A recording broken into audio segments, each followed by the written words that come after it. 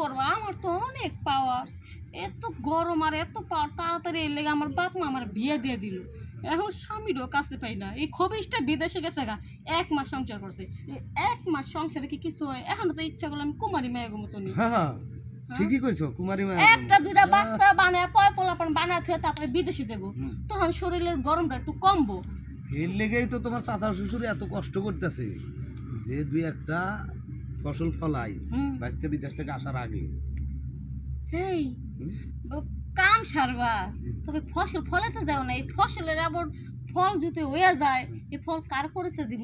তখন তো সর্বনাশ হয়ে যাবো গা। বাইস্তার পরিচয় দিবা? বাইশটা থাকে বিদেশে। কবে তো স্বপ্নে কাম করছিলাম, তো স্বপ্নে তুমি আমার কাছে আইছিলে, ওই স্বপ্নে আটকে গেছে। হ্যাঁ হ্যাঁ, ঠিকই তো কইছো। আজকাল তো মানুষের স্বপ্নে যদি ডাইরেক্ট সবকিছু কাপড় চোপড় ভিজে দিতে পারে, হ্যাঁ। তো বাচ্চা কেন ঢুকবো না? হ্যাঁ, এইটাই তো কথা। হ্যাঁ হ্যাঁ হ্যাঁ। আচ্ছা, এই কামটা কি এনে করবা? আর এখানে এই খোলা মালা জায়গায় কাজ করা যাবো না, ওই যে জঙ্গলের ভিতরে যাই।